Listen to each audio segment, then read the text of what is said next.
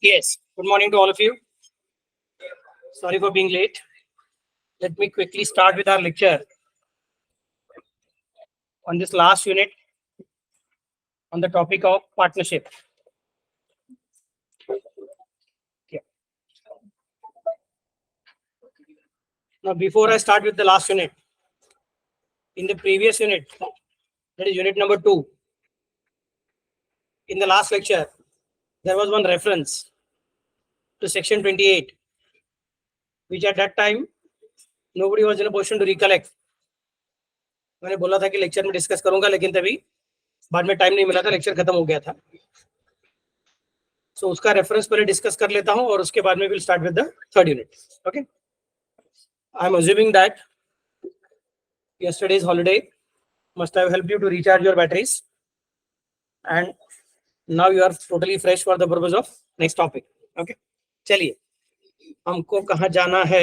ये यूनिट 3 नहीं, अपने को यूनिट 3 की तरफ देखना है. यूनिट 3 में इधर किधर तो आया हुआ था. या यूनिट 3 का ये पॉइंट था, कौन सा वाला? यूनिट 2 का minus admitted to the benefits of partnership section 30. Minus admitted to the benefits of partnership section 30. Page number कौन सा है तुम्हारा? शायद 14 नंबर का पेज है एज पर पीडीएफ, मतलब 3.31. 3.31 इस पेज में minor admitted for the benefit of partnership ऐसा एक पॉइंट आया हुआ है. उस पॉइंट का नंबर है 2.10. जल्दी कीजिए मैडम, बहुत टाइम लग रहा है. फटाफट, फिर क्यों टाइम पास कर रहे हो? 2.10 इसमें we are talking about minor admitted to the benefits of partnership. उसके लिए क्या क्या पोजीशन रहता है? सो पॉइंट में 1 2 3 4 5 6 7 8 9 10 9 तक अलग अलग पॉइंट्स थे. उसमें एक पॉइंट लास्ट वाला था, नथिंग इन सबसेक्शन 7 and 8. 7 मतलब ऊपर वाला, where such person becomes a partner, his rights and liabilities as a minor continue up to the date on which he becomes a partner, but he also becomes personally liable to third parties for all acts of the firm done since he was admitted to the benefits of partnership. अगर याद रहेगा तो उसने अगर वो 6 महीने का period के अंदर हाँ बोल दिया कि हाँ मुझे पार्टनर बनना है, पिंडर के सामने क्या बोला था कि उसका liability will start not from the date on which he gives a public notice, not from the date on which he becomes major, but from the date on which he was admitted to the benefits of partnership. ये point हमने discuss किया हुआ था. And his share in the property and profit shall be the same share, shall be the share to which he was entitled to as a minor. मतलब जब तक सभी partners फिर से एग्री करते हैं कि पीएसआर चेंज करना है, तब तक पुराना पीएसआर आगे कंटिन्यू होगा. ये हमने डिस्कस किया हुआ था. और पॉइंट नंबर 8 था, where such person elects not to become a partner. बोलते कि नहीं मुझे पार्टनर बनना ही नहीं, तो in that case his rights and liabilities shall continue to be those of a minor under this section up to the date on which he gives public notice. तो जब तक वो पब्लिक नोटिस नहीं देगा तब तक उसका rights and liabilities shall continue to be that of the minor partner as they were. ऐसा अलग अलग पॉइंट्स बोला हुआ था. और इसके बाद में पॉइंट नंबर 9 आया था, nothing contained in subsection 7 and 8. मतलब अभी जो देखा वो कि जब वो हाँ बोलता है तब क्या करने का, जब वो ना बोलता है तब क्या करने का. Nothing contained in subsection 7 shall effect the provisions of section 28. Section 28 कौन सा था? अगर किसी को याद रहेगा तो उस दिन भी याद नहीं आया था, आज किसी को याद है? शाबाश, very good. Section 28 is partner by holding out और पार्टनर बाय एस्टोपेल. उसके अंदर हमने क्या बोला था? जब वो पार्टनर जब कोई पर्सन खुद ब खुद लोगों को झूठ रिप्रेजेंटेशन करता है कि वो पार्टनर है, फर्म का पार्टनर न होने के बावजूद, फर्म का पार्टनर न होने के बावजूद अगर वो लोगों को झूठ मूठ बताता है कि मैं पार्टनर हूं, या फिर फर्म बोलते कि वो हमारा पार्टनर है, तो उन्होंने थर्ड पार्टी से जो ट्रांजेक्शंस किए हुए हैं on the belief that he is a partner, तो वो सब चीजों के लिए फर्म का एक्ट रहेगा. In that case that partner by holding out will become liable. और अगर उस आदमी का एक्ट रहेगा तो firm will be liable for partner by estoppel. अगर याद रहेगा तो ऐसे चीजें हमने डिस्कस किया होता है. तो वो सेक्शन 28. तो nothing in subsection 7 and 8 shall affect the provisions of section 28. मतलब अगर वो माइनर है और लोगों को बोल रहा है कि मैं पार्टनरशिप में पार्टनर हूं for the benefits of partnership, समझ में कैसे बोल रहा हूं, और बाद में मेजर झूठ बोल रहा है, मोरी बेबी वर्सेस धर्मदास गोड जैसा झूठ बोल रहा है, समझ में कैसे बोल रहा हूं, और उसके बाद में फिर वो मेजर बन जाता है. मेजर बनने का तो कंटिन्यू बोलता रहता है कि हाँ मैं पार्टनर हूं वगैरह करके. अभी तक उसने बाकी जगह भी कुछ पब्लिक नोटिस दिया हुआ नहीं है कि मैं पार्टनर बनना, क्योंकि एक्चुअली स्पीकिंग वो पार्टनर है ही नहीं. In reality is not a partner. Since that person is not a partner at all, there is no question of he telling to the registrar, giving a notice to public that I'm a partner. But to certain people, he is telling a lie. that I am a partner, and then those people suffer a loss, then the responsibility under section 28 will be continued as it is. समझ में कैसे बोल रहा हूँ? Similarly, if at that time firm commits any fraud or firm commits any mistake, not fraud but firm commits any mistake, due to which the firm is liable to pay certain things, and those people are of the opinion, the people who have suffered loss on account of firm's activities have entered into transaction with the firm on the assumption that this person is partner, who was originally minor, who was originally claimed to be or was claiming to be a partner in benefits, and then is again claiming that after I become a partner. Based on this particular representation, people have entered into transaction with the firm and people have suffered losses. So they are saying that ठीक है भाई हम उसको पकड़ दें. वो बोलता है लेकिन मैं माइनर के टाइम भी पार्टनर था ही नहीं. वो बोलते लेकिन सेक्शन 28 तो है ही ना.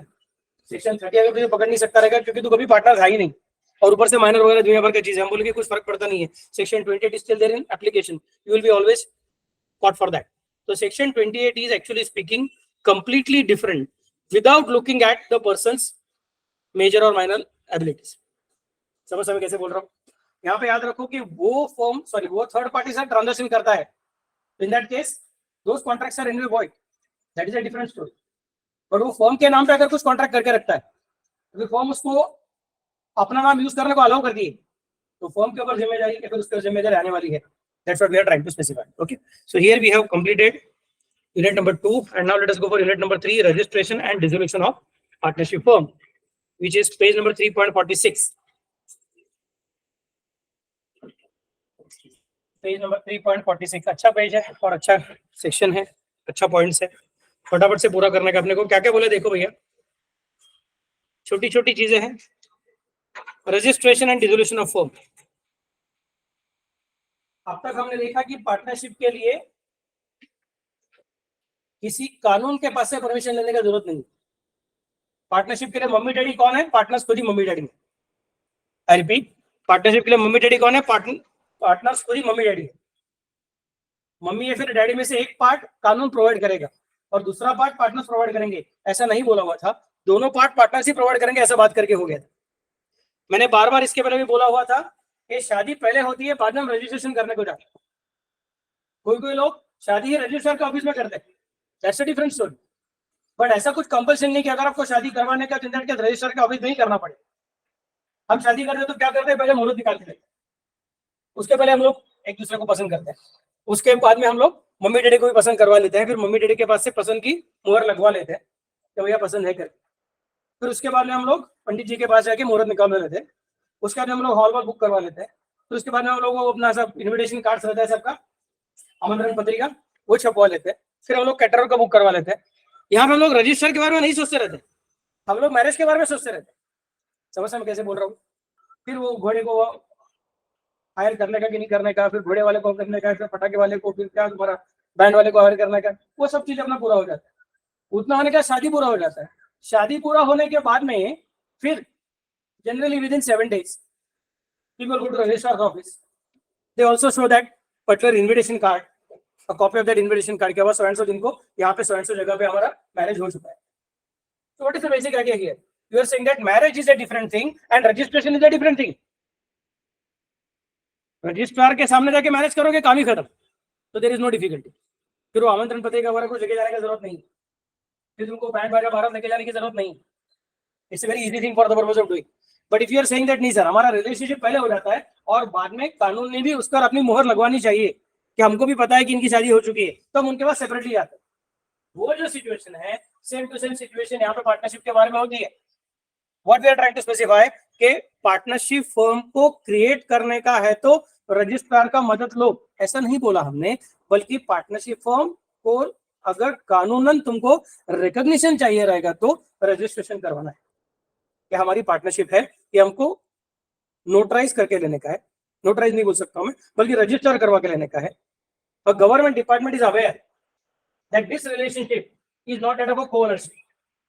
This relationship is that of mutual agency. This relationship entitles certain person to share the profits in this particular manner. This relationship creates a claim of rupees so and so against the firm in the name of this particular person because he has contributed so much capital. उसको interest on capital मिलने का हक है कि नहीं है. और दूसरे ने अगर कुछ काम कर दिया तो इसको ऑटोमेटिकली जिम्मेदारी आएगा कि नहीं आएगा? इसके लिए इस कानून में जो अलग अलग पॉइंट्स बताए हुए थे, employed authority of a partner, restrictions on employed authority of a partner, what are the situations in which you cannot introduce the principle of employed authority, ये जो बेसिक प्रिंसिपल्स ऑलरेडी क्रिएटेड है वो framework हमको वैसे कैसे use करवाने का है। सो बाद में कभी कुछ झगड़ा हो गया तो इन दैट केस कोर्ट में जाने के बाद कोर्ट बोलेगा पहले तू हो है कौन, तुम लोग हो कौन, तुम्हारा आपस का रिलेशनशिप क्या है समझने के पहले मुझे तुम्हारा एग्रीमेंट दिखाओ। समझ मैं कैसे बोल रहा हूँ? फिर बाद में मैं सोचूंगा कि ये मेरे सामने जो क्रीचर खड़ा है वो क्रीचर कौन सा है? आई am not about partners, I am talking about the relationship, that relationship is a creature. ये क्रीचर कैसा वाला है? ये शाकाहारी है कि मांसाहारी है? समझ मैं कैसे बोल रहा हूँ? ये काटता है कि नहीं काटता है? ये उड़ता है कि नहीं उड़ता है? ये चलता है कि भागता है? ये समझने के लिए पहले मुझे देखना पड़ेगा आप कौन हो करके। Since you don't want this kind, सब लोग बोलते हैं ये रेडीमेड फ्रेमवर्क है, उस फ्रेमवर्क के अंदर हमको रजिस्टर करवा के लो, that means we are ready to accept that the boundaries given by this particular framework are applicable to us as they are.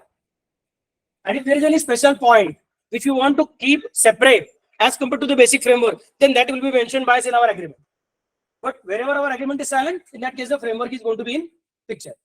Framework is going to be in forefront. ये हमारा basic idea है। होगा मतलब जहां जहां पे हम लोग साइलेंट है कही हुई नहीं है, क्योंकि शायद हमारी जिंदगी का ये पहला पार्टनरशिप है, शायद हमने जिंदगी में अभी तक बहुत सारी चीजों को समझा नहीं है, सोचा नहीं है। तो इन दैट केस जब ऐसी कोई नई सिचुएशन हो जाएगी जो हमारे लिए नहीं है लेकिन ऐसी बार बार होती रहती है, उस वक्त हमको अटकने का नहीं है। Then we want that super express highway to take us ahead.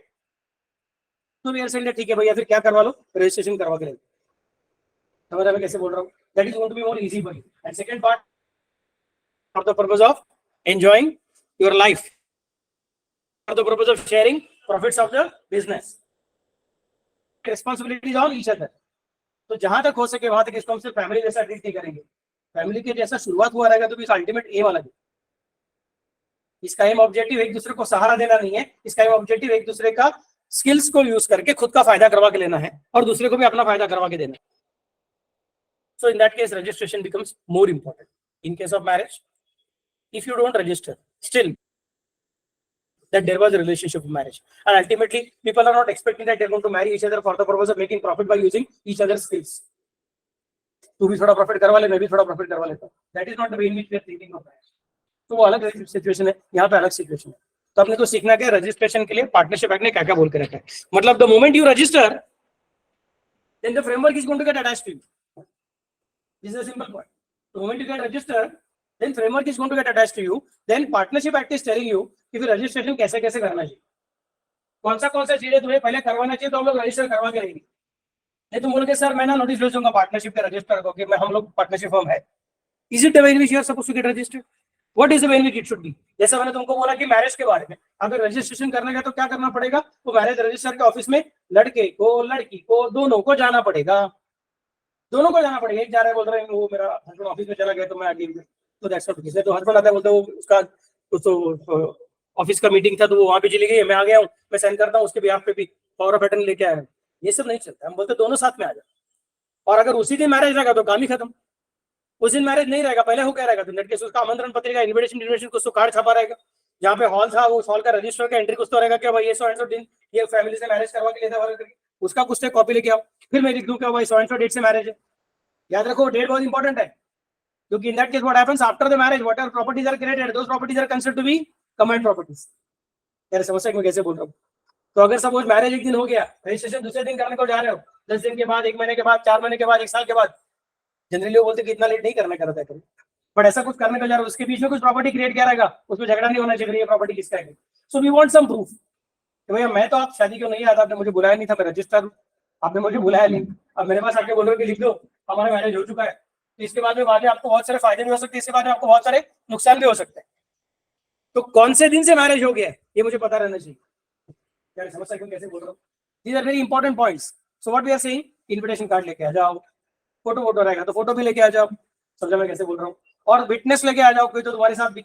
सिर्फ मैं विटनेस नहीं बनूंगा, मैं विटनेस हूँ किस चीज के लिए कि मेरे सामने 4 लोग आए थे या फिर 6 लोग आए थे, लड़का लड़की, इधर से 2 लोग उधर से 2 लोग, इन्होंने सबने बोला कि हाँ सो एंड सो जिनको शादी हो चुका है। और इन्विटेशन कार्ड भी दिया था। अभी ये सब चीजों देखते हुए मैंने उनको ओके लिख दिया, ठीक है रजिस्ट्रेशन हो गया। So I'm accepting this particular thing that so and so date this event took place. Although I was not present, but I know that these people were present and they have approved that particular thing. They have given their assent to that particular thing. They have given their supporting to that particular. तो ये registration का एक formality create हो गया। फिर वो क्या देंगे आपको, रजिस्ट्रेशन सर्टिफिकेट देंगे, फिर वो कितने कॉपीज में रहेगा। अभी वहां पे तो झंझट कम हो जाती है, क्योंकि you can not say that sir मेरा मैरिज एक्स के साथ था, एक्स और वाई दोनों मैरिज हो गए, फिर 10 साल हो गए, फिर वाई बोलते हैं कि मैं रिटायर हो रही हूँ, आप उसी रिलेशनशिप में जेड को इंट्रोड्यूस करेंगे, ये तो कभी होने वाला है नहीं। तो registration certificate of marriage is not going to be modified, कि original marriage is still continued but Y has gone and Z has come in. यार समझ मैं कैसे बोल रहा हूँ। And there is no question of X, Y, Z and LMN, all of them are getting into marriage. That's not going to happen. It's always going to be of two people. Whereas technical सब partnership अपना minimum number of members कितना है? Minimum 50. इतने का ही नहीं, कुछ भी बोल देगा, कुछ भी बोलने का। और मैक्सिमम कितना है? 50. और वो कंपनी एक्ट में कुछ तो बोल कर रखा है, वो कितना है? लेकिन रूल्स ने कितना बोल कर रखा है? तो रूल्स के साथ देखा आपने को 50 कंसीडर करना है, लेकिन दो लोग के साथ में चल सकता है और 50 तक भी जा सकता है। अब 50 तक भी जा सकते तो उसमें से कोई लोग रिटायर हो सकता है, कोई एक्सपायर हो सकता है, उनका आपस का रिलेशनशिप बार बार चेंज हो सकता है। हस्बैंड वाइफ का आपस का रिलेशनशिप चेंज नहीं होता है। अब पुराने जमाने में ऐसा होता था कि हस्बैंड है, फिर उसकी एक वाइफ है, फिर दूसरी वाइफ है, फिर तीसरी वाइफ है, फिर एक आवड़ती, फिर एक नावड़ती, ऐसा अलग अलग चीजें हो सकता है। तो पहले आ गई वो अच्छी थी, बाद में कंटल आया, दूसरी आ गई। अभी ये सब चीजें अलाउड है नहीं मैरिज। समझा मैं क्या बोल रहा हूँ? इनफ इनफ, ज्यादा मन में लड्डू मत फूटने दो। हम लोग नई दुनिया में रहते हैं, अपने को ज्यादा मैरिज अलाउड नहीं। चलो ठीक है, एनीवे बट टेक्निक ऐसा पार्टनरशिप और राजा लोग मन में लड्डू नहीं फूटने चाहिए।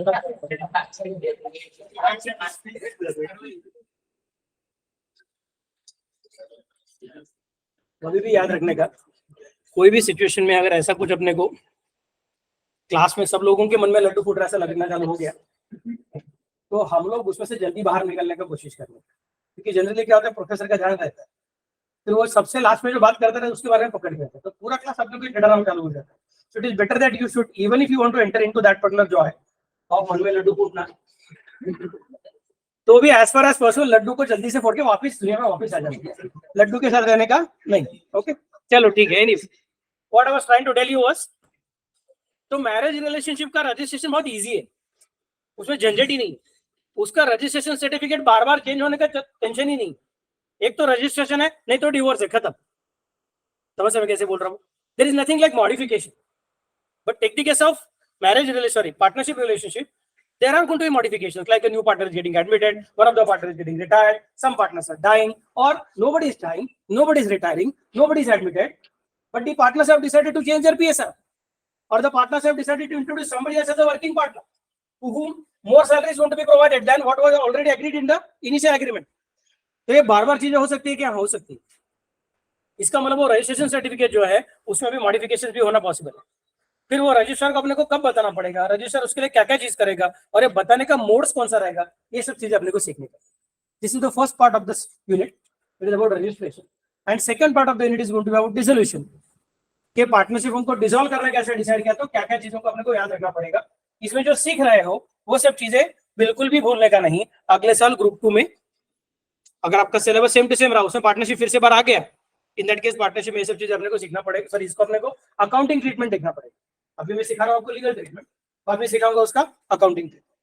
और सपोज सी एंटर के सिलेबस में से पार्टनरशिप का वो वाला पार्ट हटा भी दिया, हटने का चांसेस नहीं है, it is important, it is relevant also, तो हटने का चांस बहुत नहीं है। बट सपोज अगर ऐसा कुछ हो गया कि वो टॉपिक हटा दिया उन्होंने, तो भी आपको FY BCom के टॉपिक में फिर से भरवाने वाला है, dissolution of partnership and peaceful distribution of cash. समझा मैं कैसे बोल रहा हूँ? डिसोल्यूशन आपने 12वीं में सीखा हुआ है बेसिक वाला, बट उसका जो हायर वर्जन है पीसफुल डिस्ट्रीब्यूशन ऑफ कैश, वो अपने को अगले साल फिर से बार सीखने का रहता है। And remember even companies act के अंदर का लिक्विडेशन जो है, कंपनीज एक्ट के अंदर का भी लिक्विडेशन है, liquidation of companies, that is actually based on dissolution of partnership. Obviously, it is having some special features because company is having shareholders, not partners, and the liabilities are limited. Here, the liabilities are unlimited. So, it is suitably modified according to the requirements of Companies Act. That is a different story. But उसका starting point कहाँ से आता है? यहाँ से आता है। समझ रहे मैं कैसे बोल रहा हूँ? So, this is a very beautiful section or beautiful unit which tells you about how law recognizes a partnership firm, how law allows you to modify the terms of partnership firm, and how law ultimately allows you to dissolve the partnership firm. Okay. So registration, mode of effecting registration, consequences of non-registration, and dissolution of firm में dissolution without intervention of court or dissolution by the court itself. If it is dissolution without intervention of court, then it is from section 40 to section 43, which will be dissolution by agreement, or dissolution by operation of law, or compulsory dissolution, or dissolution on the happening of certain contingencies, or dissolution by notice. बाबा लोग baby लोग थोड़ा सा याद रखने का, ध्यान देने का ठीक से, ये जो सेक्शन 41 है और ऊपर का सेक्शन 44 है, उसमें फर्क है. सेक्शन 41 में नाम क्या रखा है? Dissolution by operation of law और कंपल्सरी डिसोल्यूशन, और सेक्शन 44 का नाम क्या रखा है? Dissolution bye code. अभी तक हमने सेक्शन पढ़ा नहीं, मुझे मालूम है, बट कैन यू विजुअलाइज, तुमको क्या लगता है इसमें क्या फर्क रह सकता है? 41 एंड 44 क्या फर्क रहने का चांसेस है? 41 मध्ये लॉ काही आजवर घडलेला असेल, या केसमध्ये कोर्ट काही स्पेशल केसेस मध्ये रिझोल्यूशन पास करतो, रिझोल्यूशन झालं पाहिजे फ्रॉड केसेस. ठीक है, तिकडे तो बरोबर आहे. ठीक आहे. In 44, the partners are approaching the court, whereas 41 the court is. मैं कोर्ट से कोर्ट 41 मध्ये केस केस मध्ये पण डिसोल्यूशन एग्रीमेंट होणार मग ते सुद्धा एग्री करतात म्हटलं तर ते सेक्शन 40 होऊन जाईल. 41 नाही होणार. Case law silent. येस, बोलिए. Okay, you can consider 41 as a situation wherein there is no other option but to dissolve the firm. Court is not intervening. There is no other option but to dissolve the firm. For example, there are two partners and one partner expires. Their firm is automatically dissolved. क्या समझ सकते हैं कैसे बोल रहा है? It is not by intervention of court, or it may be the situation that the partnership was for a specific period, or partnership was for a specific purpose, and the partners have not decided to continue after the purpose is achieved or after the period is over. In that case, automatically the partnership is dissolved. By what? By the original agreement which they have made, and accordingly they have registered it also. So now the law says that after the purpose is complete, after the period is complete, if the partners decide not to continue the business, and they are not expressly telling anything whether they want to continue or they don't want to continue, but their behavior can be seen that they don't want to continue, in that case by implication it's हमारा dissolution हो चुका है. तो यहाँ पे court के पास जाने की जरूरत नहीं है. और जब तुम बोलते हो सेक्शन 44, तो आपने बोला कि when the partners approach the court, partners are, there is no compulsion that it should be partners who should approach the court. It can be anything. Even third parties can approach the court, saying that ये partnership हमने हमको फंसाया हुआ है, हमारा पैसा अटक गया हुआ है, इस फॉर्म को डिसॉल्व करके हमारा पैसा वापस निकलवा के दो. और the court may take an action sui motu on its own. कि continuation of partnership may cause more trouble to the economy or to the society or to the country, as the case may be. So court may intervene on its own and state that bus बंद करवा दो. So it is not only upon the request made by the partners that the home is going to be dissolved. समझ में कैसे बोल रहा हूँ? हाँ, sometimes it may happen that one of the partner who is expelled or who wants to retire but others are not allowing his capital to be repaid, or the dissolving partner, expired partners legal representatives are continuously asking for money but they are not paying that particular thing. They are not offering the books of accounts also. Then those people can also approach the court of law, and court of law may order for dissolution. That's a different story. So don't put that condition when the partners approach the court. That is something which is not expected. So अभी हम details में पढ़ेंगे. अभी तो मैंने इसे basic chart बनाया हुआ है, बेसिक चार्ट के बारे में डिस्कस किया, तो थोड़ा सा अपने को पढ़ते पढ़ते समझ में आना चाहिए कि इसमें फर्क है. 41 talks about dissolution by operation of law. कानून के अलग अलग प्रोविजंस के तहत ऑटोमेटिकली डिसोल्यूशन हो जाता है. That is covered under section 41. और 44 में कानून ने कुछ बोला हुआ नहीं था, लेकिन कोर्ट ने बीच में टांग अड़ा के बोला बस हो गया भैया, बंद करवा दी. That is dissolution by operation of court. So now registration of firm. Application for registration is to be made under section 58.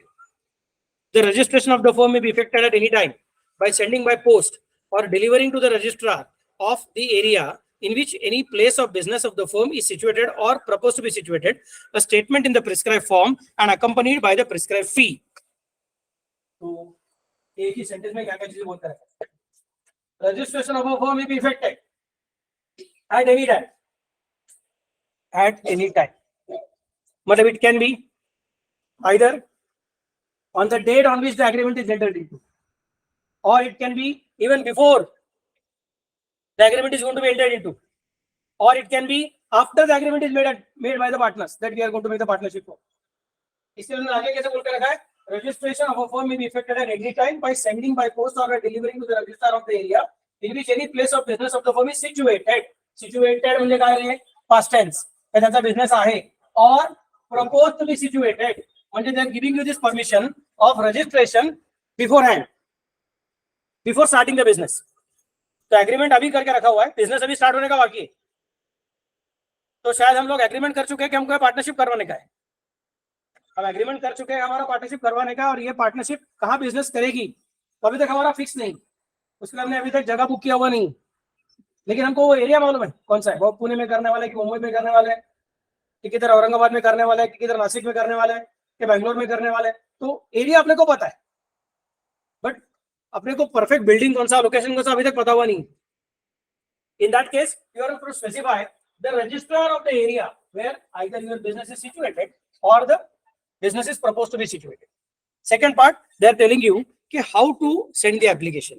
The application can be or by hand delivery. मतलब आप खुद भी जा सकते हो, नहीं तो आप बाय पोस्ट भी भेज सकते हो. बाय पोस्ट भेजने का तो आपको क्या लगता है, सादा ऑर्डिनरी पोस्ट से भेजने का कि रजिस्टर्ड एडी पोस्ट से भेजने का? रजिस्टर्ड एडी पोस्ट से भेजने का. समझ में कैसे बोल रहा हूँ. सादा पोस्ट का मतलब क्या होता है, can you tell me what is the difference between सादा वाला post and registered AD post? What is that way in which it can be done?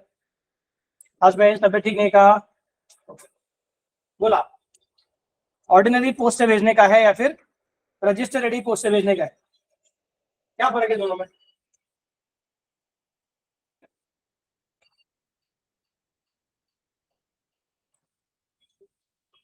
तुम लोग आर्टिकलशिप को जाने वाले हो, फाउंडेशन पूरा हो जाएगा तुम्हारा फर्स्ट सेट में क्योंकि मैंने सिखाया हुआ है, इंटरव्यू पूरा हो जाएगा फर्स्ट सेट में क्योंकि मैंने सिखाया हुआ है, फिर तुम बाद में जाओगे आर्टिकलशिप को और तुम्हारा बॉस तुमको बोलेगा कि बाबा ये रजिस्टर करा लो, तो तुम क्या बोलोगे, हाँ मैं सर को उधर गया था पोस्ट ऑफिस में, बाहर वो लाल कलर का डब्बा था उसके अंदर डाल के आ गया, बराबर ना?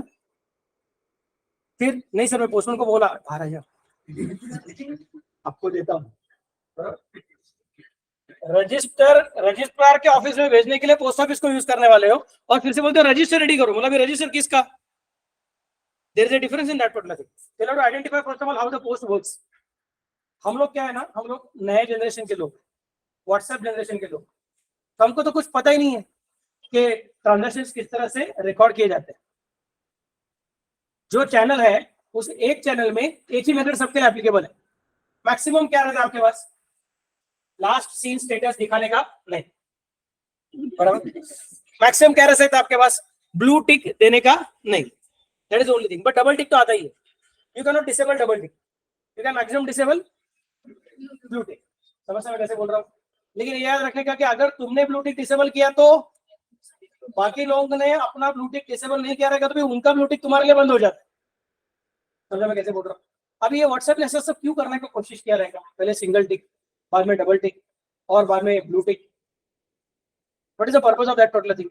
If you have seen properly then in email also this particular thing is available. Read receipt नाम का एक चीज रहता है ईमेल में. हमको कभी ज्यादा कुछ पता नहीं क्योंकि हमने ईमेल को उतना अच्छे से यूज किया ही नहीं है. हमको तो ईमेल मतलब आ जाते इसलिए हम लोग देखते हैं, बाकी वो भी कभी कभी देखते हैं और वो भी दिया रहेगा तो हम पढ़ते ही नहीं कुछ भी. डायरेक्टली अच्छा ईमेल आ गया कि हाँ चलो कर देने का काम कर. We don't read because we are not अभी तक professional, we are still small children. Email में भी ये कंसेप्ट रहता है कि रेड रिसीट रहता है, एसएमएस के अंदर भी रहता है ये चीज, रेड रिसीट्स. आपको एनेबल करने को मिल सकता है वो सब चीज कि सामने वालों को एसएमएस कब डिलीवर हुआ वो तुमको समझेगा और उसने पढ़ा कि नहीं पढ़ा भी तुमको समझेगा, उसने ओपन किया कि नहीं किया वो भी तुमको समझेगा. एसएमएस के अंदर भी रेड रिसीट्स का कंसेप्ट है, जैसे तुम्हारा व्हाट्सएप के अंदर डबल टिक और ब्लू टिक. मतलब अपने लिए व्हाट्सएप नाम का जो चैनल है उस एक चैनल के अंदर ही क्या है, सिर्फ इतना ही चीज है, double tick sorry blue tick allow करने का कि नहीं करने का, that's only option for you, otherwise बाकी कुछ ऑप्शन नहीं. बट टिक टिक है सब Indian postal system. Indian postal system मतलब ऐसा सोचो कि एक टैंजिबल व्हाट्सएप है.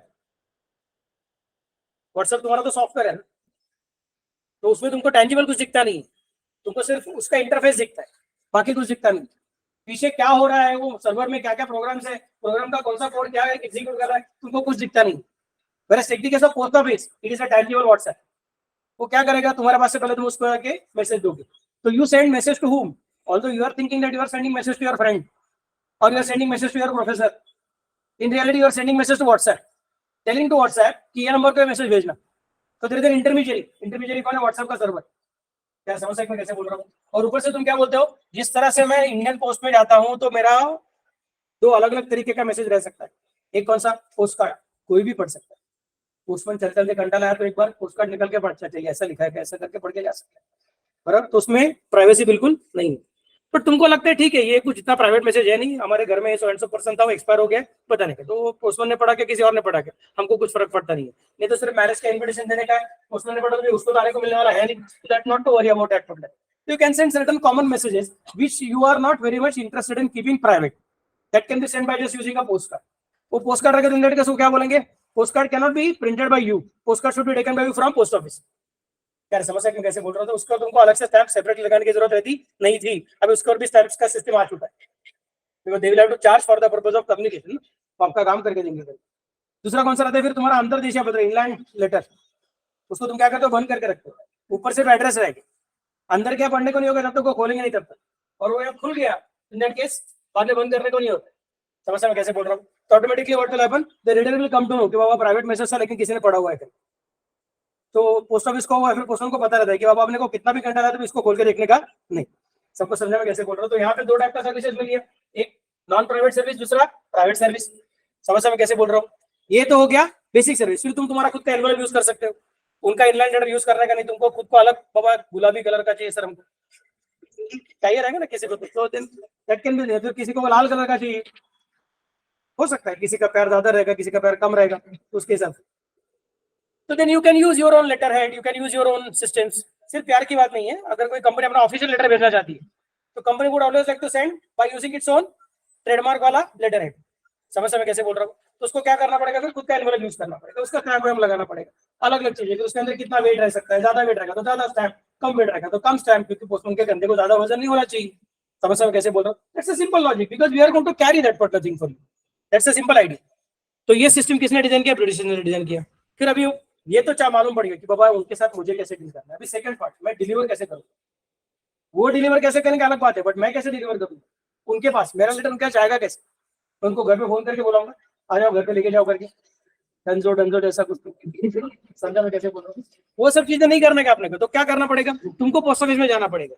तुम पोस्ट ऑफिस में जाओ, उधर जाने के बाद में उधर एक लाल कलर का डब्बा रहेगा, उस डब्बे के अंदर डाल दो, वो डब्बा कितना बजे खोला जाएगा, दिन में 2 बार, उसका टाइमिंग वहां पे लिखा हुआ रहेगा। उस टाइम के पहले अगर तुमने लेटर डाला रहेगा तो वो पूरा वो लेटर चले जाएंगे, और बाद में वो क्या करेगा, जिस पोस्ट ऑफिस के दरवाजे के सामने के डब्बे में तुमने डाला है उस पोस्ट ऑफिस में पहले उसका सॉर्टिंग होगा कि कौन सा नासिक का है, कौन सा अहमदाबाद का है, कौन सा इंग्लैंड का है, कौन सा दिल्ली का है, उसका सॉर्टिंग होगा। फिर वो उस जगह पे जाने वाले पोस्ट ऑफिस के गाड़ी में डाला जाएगा, अलग अलग सैक्स में डाल के। समझा मैं कैसे बोल रहा हूँ, फिर वहां पे मेन ऑफिस में चला जाएगा, सेंट्रल ऑफिस में चला जाएगा, सेंट्रल ऑफिस से उसका सब अलग अलग जगह से आया हुआ चीजों का एक बड़ा वाला सैक बनेगा और वो आगे चला जाएगा, मे बी बाय रेलवे और something of that sort, and that will be. इसको पता कि मैंने लेटर डाला कि नहीं डाला, बिकॉज मैंने लेटर नहीं डाला था, वो बाहर के लाल कलर के डब्बे में डाला था। तो अगर सपोज बाद में अपना जो पोस्टमैन है जो बाहर उस लॉकर को उस डब्बे को खोल के लेके जा रहा है, उसे निकालने के टाइम बहुत सारे केसेस है, तो आपका लेटर अनफॉर्चुनेटली जमीन पे गिर गया। समझ में कैसे बोल रहा हूँ, बारिश का टाइम था, बीच में बारिश आ गई कचान जैसे, समझा मैं कैसे बोल रहा हूँ, तो गड़बड़ हो गया, तो लेटर गीला हो गया, पोस्टमैन बोला जाना अभी क्या करना है क्या करें, now there is a complication. तुम बोलोगे हाँ मैंने लेटर भेजा है, तुम बोलोगे नहीं मुझे मिला नहीं है, मैं बोलूंगा तुम झूठ बोल रहे हो, तुम बोलते तुम झूठ बोल रहे हो, अभी इसको प्रूव कैसे करने का कि मैंने सदन में लेटर दिया था कि नहीं दिया। चलो पोस्ट ऑफिस को पूछे, पोस्ट ऑफिस बोलेगा सर हमको नहीं मालूम, आपने लेटर बॉक्स में डाला ना, काम खत्म। अगर हमको नहीं मिला तो नहीं मिला, शायद आपको लगा रहेगा आपने लेटर बॉक्स में डाला है, लेकिन आपने ठीक से डाला नहीं रहेगा, वो बाहर ही गिर गया रहेगा, तभी गिर गया रहेगा, हमको क्या मालूम कब गिरा है।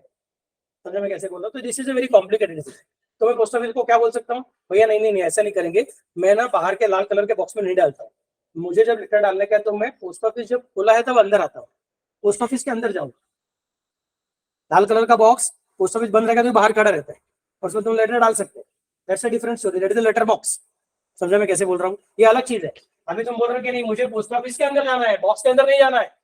समझा मैं कैसे बोल रहा हूँ, पोस्ट ऑफिस के अंदर जाना है, उधर जाऊंगा तो उधर कब जाने का, उनका जब टाइमिंग रहेगा तब जाना है, फिर उनका एक विंडो रहेगा, उसका नाम रहेगा रजिस्टर्ड एडी वाला है, फिर रजिस्टर्ड वाला लेटर, तो उधर तुम क्या करोगे, तुम्हारा एनवेलप उनके हाथ पे दो, आदमी जो बैठा रहेगा खुद के पास उसका एक रजिस्टर रहेगा, he is not register of partnership, he is a resistor in post office. समझ में कैसे बोल रहा हूँ, फिर वो क्या करेगा, इस दिन को इतना बजे सो एंड सो पर्सन ने सो एंड सो लोकेशन पे सो एंड सो एड्रेस के लिए लेटर भेजा हुआ है, इतना लिखता रहेगा बस काम करता है। तो now there is a proof that I have sent a letter. But अभी तक एक पार्ट खत्म होने का बाकी है, एक पार्ट पूरा हो गया। कौन सा वाला?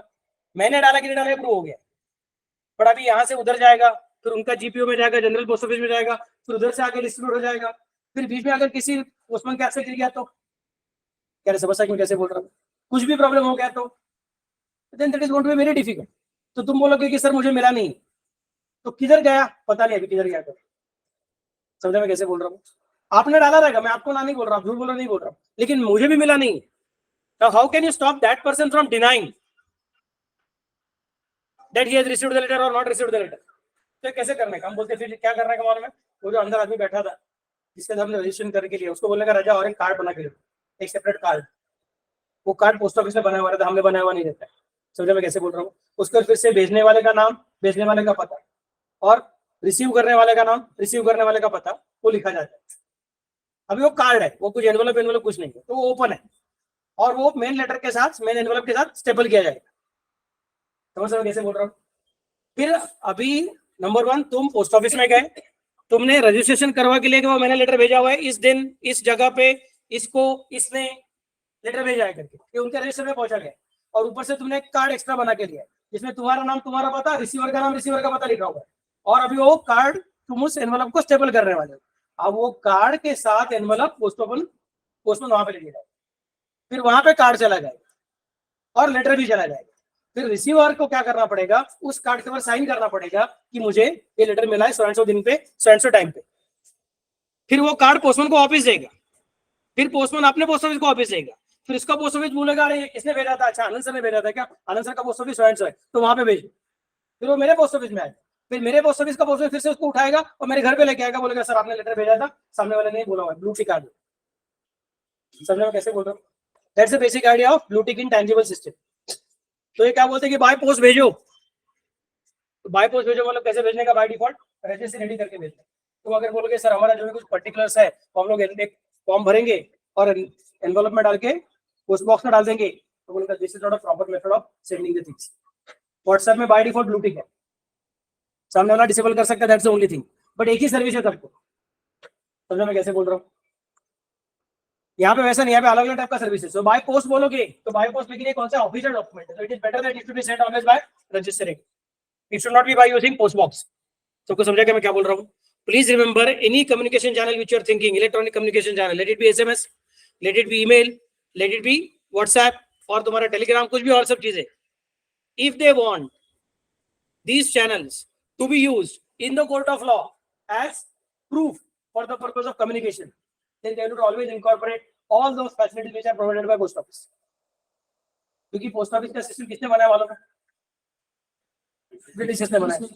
समझा मैं क्या बोल रहा हूँ? क्योंकि वो ट्रेडर्स थे, उनको दुनिया भर में अलग अलग जगह पे कम्युनिकेशन करवाने का था, उन्होंने कॉन्ट्रैक्ट एक्ट बनाया, उन्होंने पार्टनरशिप एक्ट बनाया, उन्होंने सेल ऑफ गुड्स एक्ट बनाया, उनको मालूम था कि यहाँ पे क्या क्या अलग अलग चीजों के हिसाब से हमने गेम को डिजाइन करके रखा हुआ है।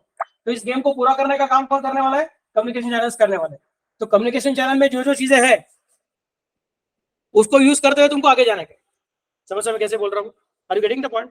और आगे का जो नया सिस्टम हमारा बनते जा रहा है, that system is still based on the old system of trade and commerce. That's why whether it is electronic और it is any other mode, everywhere you have to follow the same principles which are already designed here.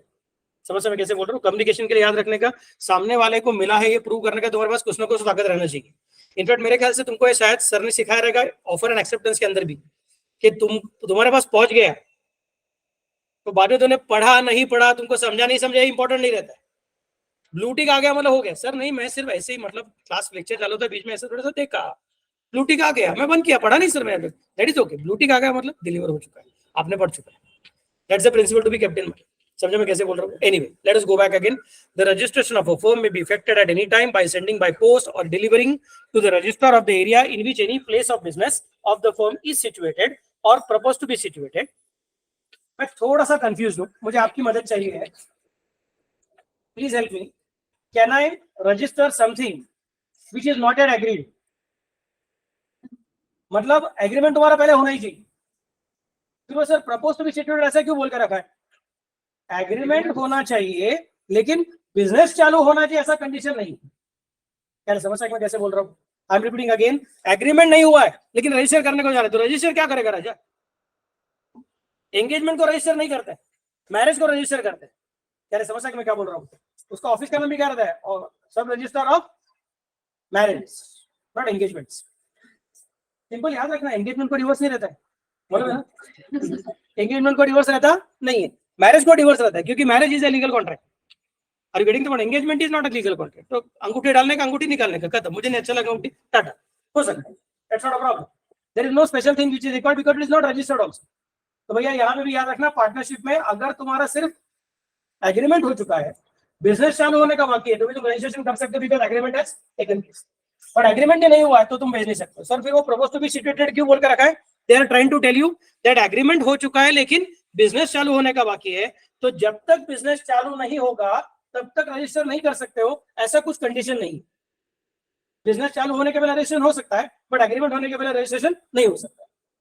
Next part, फिर वो क्या बोलते हैं, किधर भेजने का? वो भेजने का किसके पास? रजिस्ट्रार के पास। कैसे भेजने का? आइदर बाय हैंड डिलीवरी और बाय पोस्ट।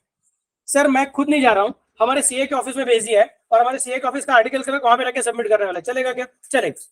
तो सर आपने बोला था बाय पोस्ट, मैंने बोला था बाय पोस्ट और बाय डिलीवरी। बाय पोस्ट ही भेजो, ऐसा कुछ नहीं बोला हुआ है, बाय पोस्ट और बाय डिलीवरी। सबको समझा मैं कैसे बोल रहा हूँ?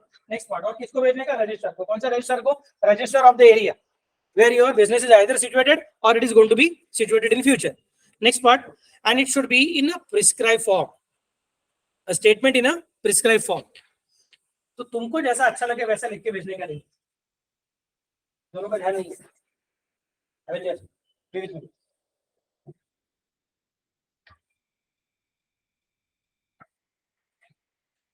It should be in a prescribed form. That means the form is having special particulars. कब मुझे ये सब चीजें तुम्हारे पास से चाहिए तो मैं रजिस्टर करवा के ले सकता हूँ। सर ये लड़का और लड़की का शादी हो गया, मैरिज रजिस्टर हो, रजिस्टर करवा के बोलूंगा ठीक है, लड़के का नाम बोलो, नहीं बताऊंगा। तो रजिस्ट्रेशन कैसे करूं? समझे मैं कैसे बोल रहा हूँ? वैसे यहाँ पे भी मुझे कुछ कुछ चीजें चाहिए ही चाहिए, और यहाँ पे गड़बड़ किधर है? We are not expecting like in case of marriage that the parties in marriage should be present in front of registrar. ये कंडीशन डाला हुआ नहीं है, since we have mentioned that it should be delivered either by post or by delivery.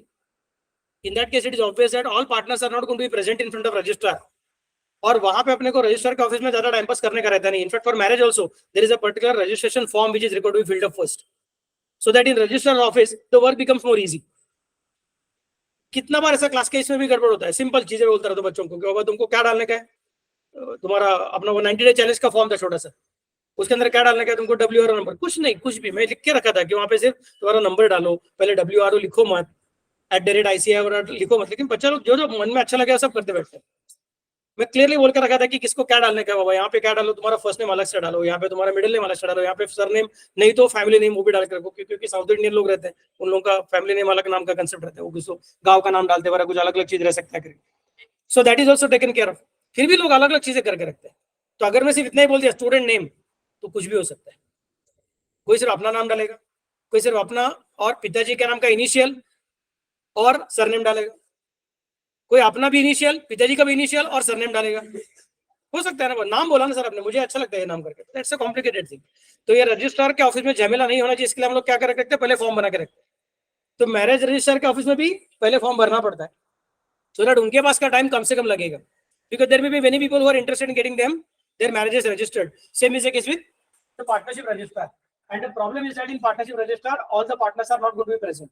So it will have to be in a prescribed form and accompanied by a prescribed fee. अगर मैं तुम्हारा registrar बनने वाला हूं, अगर मैं मेरे पास तुम्हारा रिकॉर्ड हमेशा हमेशा के लिए रखने वाला हूं, इस रिकॉर्ड को तुम बाद में यूज करके कोर्ट ऑफ लॉ में प्रूव कर सकते हो।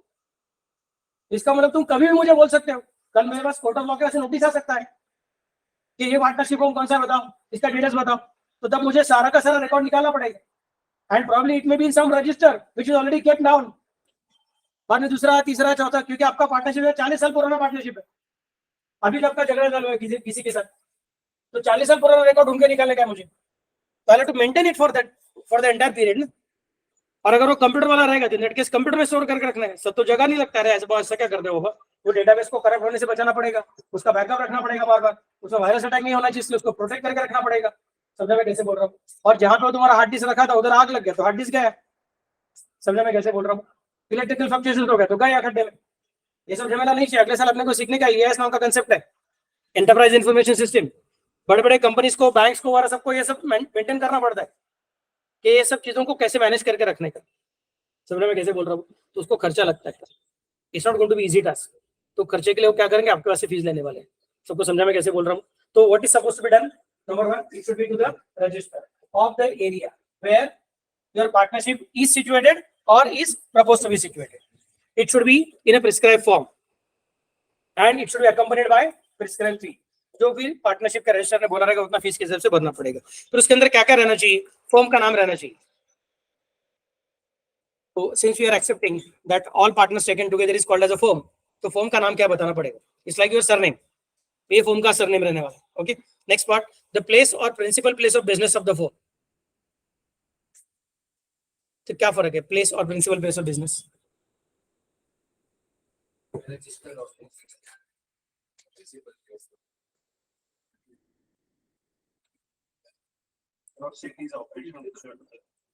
But after all, only one particular city is the main operation for the. When the partnership is, yes, correct. When the partnership is operating from multiple different locations, then you may not register all the different locations. Then you can specify that our principal business यहाँ पे चलने वाला. So either a place, if you are having one single location, or if you are having multiple locations, then out of those multiple locations, which one is the principal place? That is required to be mentioned properly. Okay. Next, the names of any other places where the firm carries on business. Names of any other places. उनका address पूरा नहीं चाहिए. बैंगलोर से चलेगा, पुणे से चलेगा, मुंबई से चलेगा, बाकी का नाम दिया तो भी चलेगा. समझ में कैसे बोल रहा हूँ? Next part, the date when each partner joined the firm. हर एक पार्टनर कौन से दिन को पार्टनर बन गया, क्योंकि उसका लायबिलिटी उसके हिसाब से डिसाइड होता है. A partner is not liable for the acts of the firm prior to his admission. समझने में कैसे बोल रहा हूँ? Next part, the name in full and permanent addresses of the partner. आजकल तो पैन भी लगता है. पैन मतलब क्या? और आजकल एक नया चीज आ गया, कौन सा वाला? आधार, वो भी डाल. समझ में कैसे बोल रहा हूँ? Are you getting the point? तो मतलब unique. We are knowing exactly you are talking about which person. There is no question of ambiguity or any confusion कि क्या है कौन है करके. Name in full. Sorry, and permanent address of the partners and duration of the firm. The partnership firm is for a specific period. This partnership is for 3 years. This partnership is for 5 years or 7 years. अगर ऐसा कुछ रहेगा तो डालने का. Sir लेकिन duration नहीं रहेगा तो लिख देने का कि वो duration of the firm is at will. Simple. समझा मैं कैसे बोल रहा हूँ? बट वो तुमको बताना पड़ेगा. सर बताने को बोल गया तो अज्यूम करेंगे कि इट इज एट विल. सबको समझा मैं कैसे बोल रहा हूँ? Next part, the statement shall be signed by all the partners or by their agents specially authorized in this behalf. अभी वो जो स्टेटमेंट है, पार्टनरशिप एग्रीमेंट को तो सभी पार्टनर ने साइन करना जरूरी है ही. पार्टनरशिप एग्रीमेंट अलग बात है और स्टेटमेंट अलग बात है. क्या समझ सकते क्या बोल? स्टेटमेंट के अंदर हमने नहीं बोला है कि who is a working partner, who is a sleeping partner, who should get how much salary, who should get how much interest on capital, and what are the restrictions on their employed authority. ये सब चीजें statement के अंदर नहीं डाला हुआ है. वो सब चीजें किसके अंदर रहेगा? पार्टनरशिप एग्रीमेंट के अंदर रहेगा. क्या समझ सकते मैं कैसे बोल रहा हूँ? और पार्टनरशिप एग्रीमेंट का ऊपर से क्या बनाया तुमने? समरी बना के रखा हुआ है. और समरी में कौन सा चीज उन्होंने बोल के रखा हुआ कि तुम्हारा फॉर्म का नाम बताओ, फॉर्म कब से चालू हुई बताओ, फॉर्म का प्रिंसिपल प्लेस ऑफ बिजनेस कौन सा बताओ, अलग अलग जगह फॉर्म काम करते वो सब जगह का नाम बताओ, पार्टनर्स का नाम बताओ, पार्टनर का परमानेंट अकाउंट नंबर बताओ, पार्टनर का एड्रेस बताओ, और इसके अलावा पार्टनर का डेट ऑफ ज्वाइनिंग बताओ, और बाद में तुम्हारा फॉर्म का ड्यूरेशन क्या बताओ. ये सब चीजें हमने पूछा हुआ है. ये समरी है फर्स्ट. मतलब उसमें देख के फट से पार्टनर रजिस्टर को समझेगा they are talking about which particular partnership. These are basic. पर आगे क्या बोलते हैं वो लोग कि ये जो स्टेटमेंट है that should be signed by whom? That should be signed by all the partners. So statement can be signed only by working partners. That is not the case. Statement to be signed by the person who is submitting the statement to the registrar. That is not the case. The statement should be signed by all the partners. So sir, all the partners should be present in front of the registrar. हमने ऐसा कुछ बोला ही नहीं. हमने ये नहीं बोला कि रजिस्ट्रार के ऑफिस में जो रजिस्टर रखा है उस रजिस्टर पे सब पार्टनर का साइन चाहिए. हमने बोला वो स्टेटमेंट है उसका सभी पार्टनर का साइन चाहिए. तो पहले साइन करवा लो, बाद में भेजो. सर लेकिन एक पार्टनर अभी यूएस को गया हुआ है, उसका साइन लेने को कौन जाएगा वहां? वो आने को अभी एक बना लगेगा. सर जब तक रजिस्ट्रेशन नहीं होगा तब तक बैंक अकाउंट ओपन करने को झमेला हो जाता है. सर हमको परमानेंट अकाउंट नंबर लेने का फॉर्म के नाम से. अब क्या करें? अब बोलो फिर उसको बोलो भैया एक पावर ऑफ अटर्नी बना के दे दो जाने के पहले. अगर वो अगले 6 महीने के लिए या 7 महीने के लिए यूएस को जाने वाला है, बीच में अलग अलग चीजें करने का गई में, in that case you at least create one power of attorney. Appoint somebody as your agent. Come on, I am giving all authority to so and so person to sign on my behalf in case of this partnership form. ऐसा कुछ बनवा के ले लो, फिर वो जो कागज रहेगा तुम्हारा, फिर तुमको क्या करना पड़ेगा, statement to be sign by A B C and D का लीगल, सॉरी डी का अपॉइंटेड पर्सन एजेंट, 4 लोगों ने साइन किया, और स्टेटमेंट के साथ में क्या करना पड़ेगा, पार्टनरशिप एग्रीमेंट को जोड़ना पड़ेगा, और क्या जोड़ना पड़ेगा, पावर ऑफ अटर्नी को भी जोड़ना पड़ेगा, वो जो इन्हें दिया था, जो रेडी ने दिया था, वो कि मैं खुद क्यों नहीं साइन कर रहा हूँ, मेरी जगह भी ये कौन साइन कर रहा है, समझा मैं कैसे बोल रहा हूँ. These are the things which are required to be kept in mind. Next part, the firm name shall not contain any of the following words. वो पार्टनरशिप फर्म का जो नाम है, उसके नाम में किधर भी crown, emperor, empress, empire, imperial, king, queen, royal, और वर्ड्स एक्सप्रेसिंग और implying the sanction, approval or patronage of the government, except when the state government signifies its consent to use such words as a part of the firm name by order in writing. तो Maharashtra state commerce classes, ऐसा मैंने कौशल sir ने class चालू करने का decide किया. समझा मैं कैसे बोल रहा हूँ. Is it allowed? Why? Maharashtra state, क्या समझ सकते मैं कैसे बोल रहा हूँ. ये तो government of India commerce classes. Are you getting the point? That is not allowed.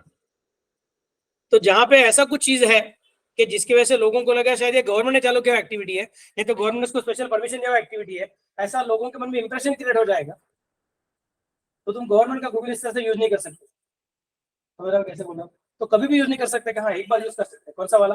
When government has given you the permission in writing कि हमारा नाम यूज करो. This is obviously going to be very very difficult of it. समझा मैं कैसे बोल रहा हूँ. When government is very sure that this particular using of name of government is going to be more beneficial to the entire community, generally government will allow its name to be used for the purpose of form, otherwise it is not allowed. सबको समझा मैं कैसे बोल रहा हूँ. तो government ने special permission देना चाहिए. ऐसा स्पेशल परमिशन भले ही पार्टनरशिप फर्म के लिए नहीं है, बट किसी और एक इंस्टीट्यूशन के लिए गवर्नमेंट ने स्पेशल, इसको पता है कौन सा बनाएगा. वो पार्टनरशिप फर्म के लिए नहीं है, एक अलग इंस्टीट्यूट है, उस इंस्टीट्यूट के लिए दिया हुआ है.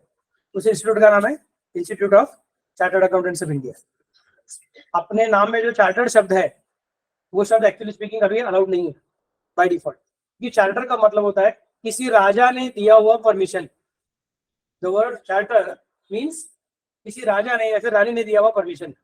अब जब हम लोग डेमोक्रेटिक कंट्री है, हमारे यहाँ पे राजा ही नहीं है, रानी नहीं है, तो चार्टर किधर से आए?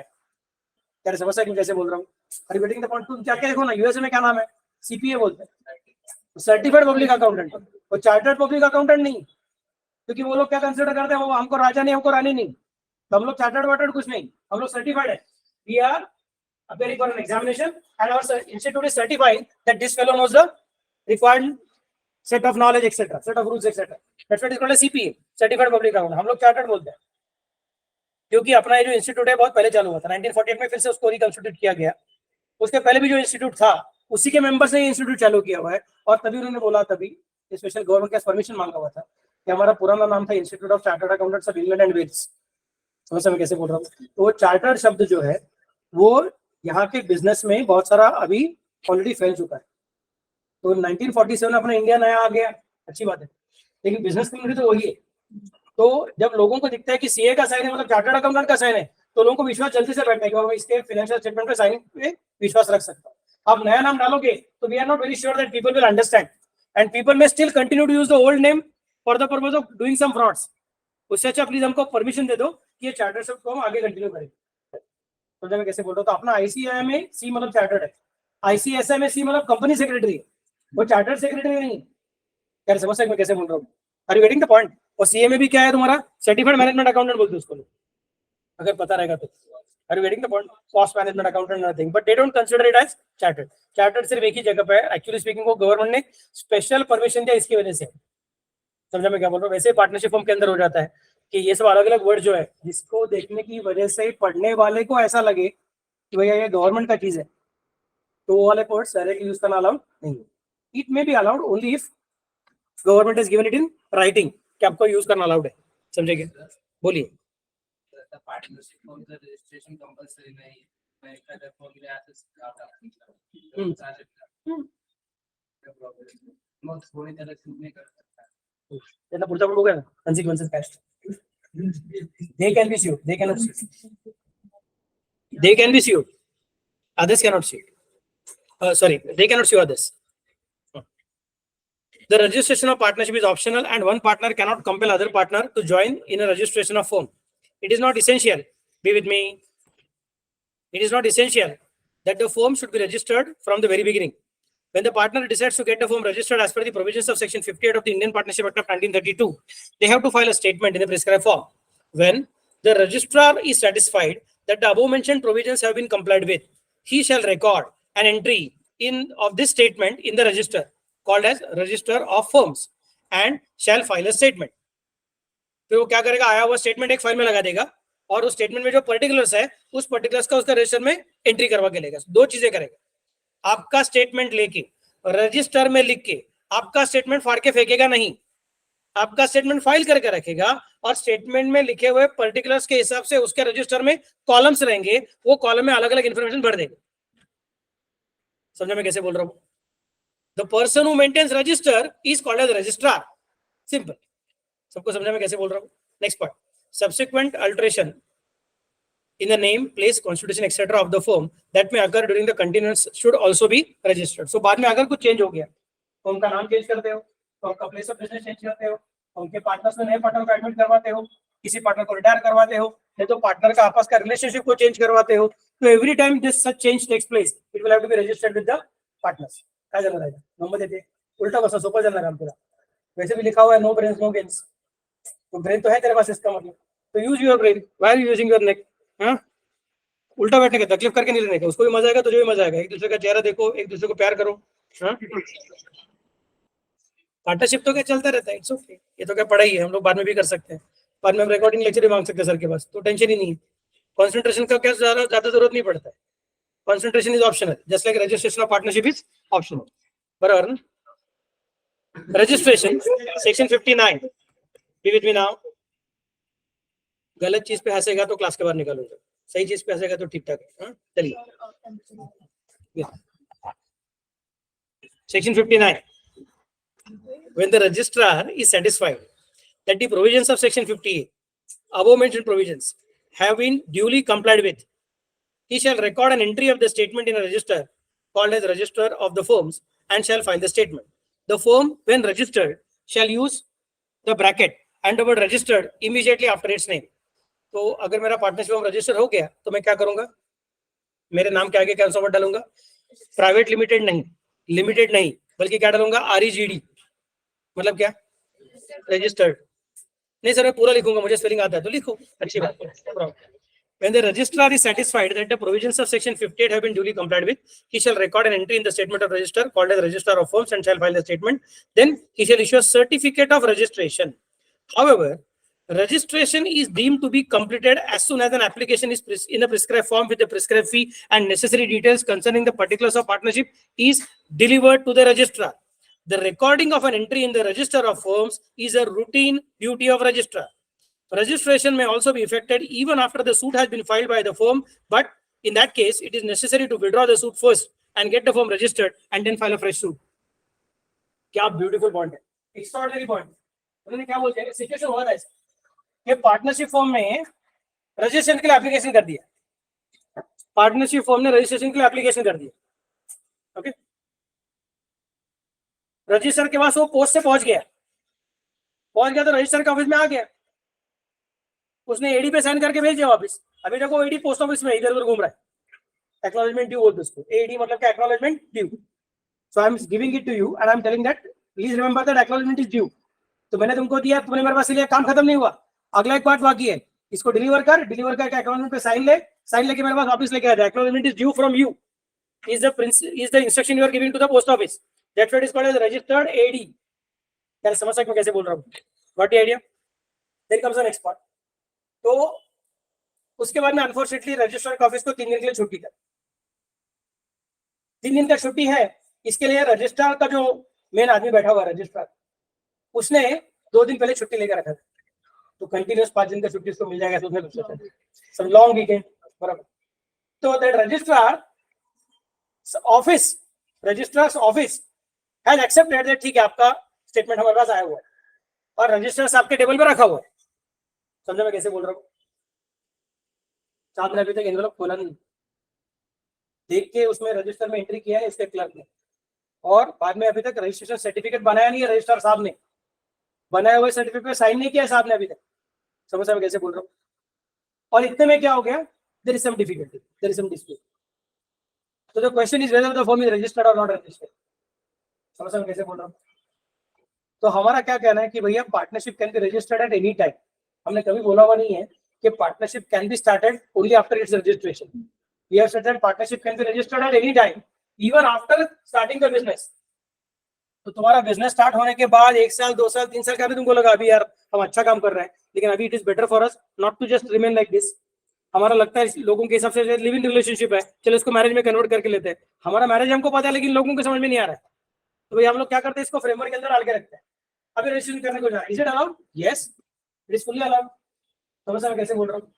तो क्वेश्चन ऐसा है कि तुम्हारा पार्टनरशिप है, हमको ऑलरेडी पता है, उसका रजिस्ट्रेशन करना, इसका मतलब ये नहीं कि रजिस्ट्रार जब तक अपना साइन करके उसके नीचे 2 डॉट नहीं डालेगा, साइन नहीं मारेगा, तब तक रजिस्ट्रेशन हुआ नहीं है।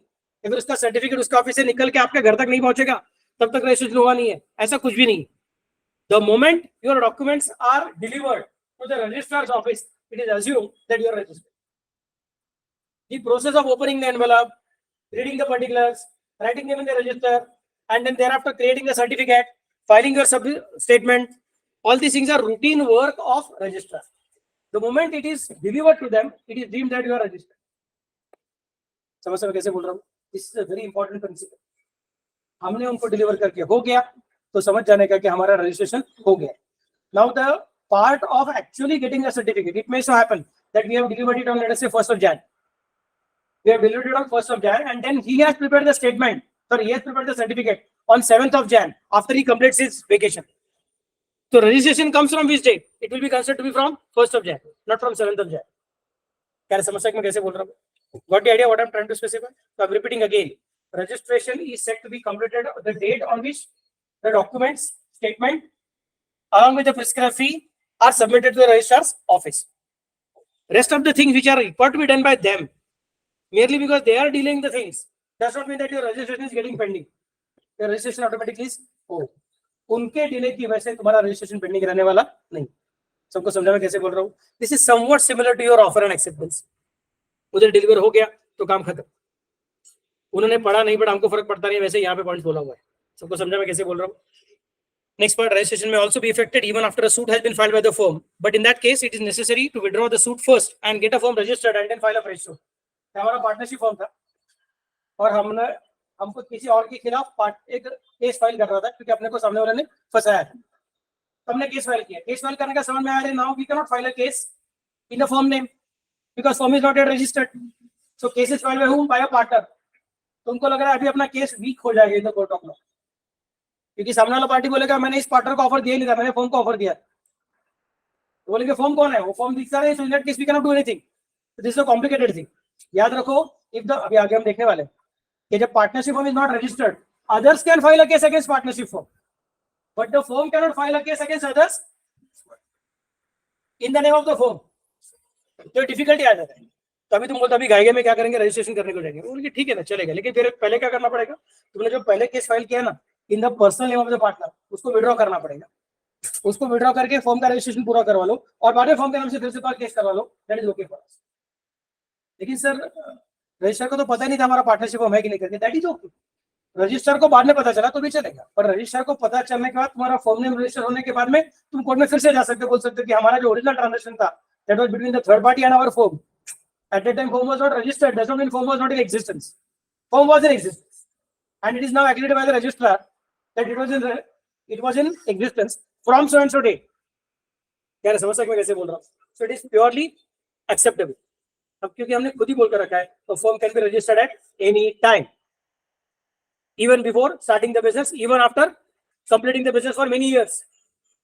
It is not a case कि after starting the business within 7 days, ऐसा भी कुछ बोला हुआ नहीं। इसके हमने बोलते रहेगा अगर आपको कोर्ट में केस दाखिल करने के बाद जाग आया अरे रजिस्ट्रेशन करेंगे तो और ज्यादा इजी हो जाएगा, तो पहले इस केस को विड्रॉ कर लो, वापस रजिस्ट्रेशन करवा के लो, बाद में फिर से नया केस चालू करो, हमको कुछ प्रॉब्लम नहीं है, court of will accept that particular. समझा मैं कैसे बोल रहा हूँ? Next part, late registration on payment of penalty. Now यहाँ पे लेकिन गवर्नमेंट ने फिर आपको एक थोड़ा सा चिमटा निकाल के रखा हुआ है। एक तरफ से क्या बोला, कभी भी किया तो भी चलेगा, लेकिन बाद में क्या बोला, लेट करोगे तो पेनल्टी भरना पड़ेगा। समझ रहा मैं कैसे बोल रहा हूँ? तो क्या बोलते हैं देखो जरा, if a statement in respect of the firm is not sent or delivered to the registrar within the time specified in subsection 1A of section 58, then the firm may be registered on payment to the registrar of a penalty of 100 rupees per year of delay or a part thereof. Penalty कितना है? 100 रुपया, बड़ा नहीं है, छोटा penalty है। 100 रुपया किसका? लेकिन 100 रुपया per year. So if you are registering your partnership after 40 years, then 40 into 100. समझा मैं कैसे बोल रहा हूँ? सर नहीं, हमारा ना 40 years नहीं, हमारा 39 years and 1 day है। 39 years and 1 day का डिले। हम बोल के 1 day will be again counted as 1 full year, because उन्होंने वर्डिंग कैसे दिया है? 100 rupees per year of delay or part thereof. तो 100 rupees सर 365 days के लिए, हमारा 39 years के लिए 39 into 100, और 1 day के लिए 100 upon 365। ऐसा नहीं करना है, बिकॉज उन्होंने बोल के रखा है 100 rupees per year or any part thereof. तो even if it is full year तो भी 100 rupees, even if it is part of the year तो भी 100 rupees. It is not proportionate depending upon the period for which the delay is there beyond that particular year. मैंने समझ सकते कैसे बोल रहा हूँ? और एनी पार्ट देयरऑफ, ये सेंटेंस का जो फॉर्मेशन है अभी याद रखने का, अगले साल इनकम टैक्स में बार बार आएगा।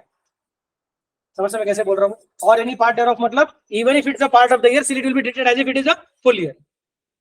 क्या समझ सकते कैसे बोल रहा हूँ? Got your idea? नेक्स्ट,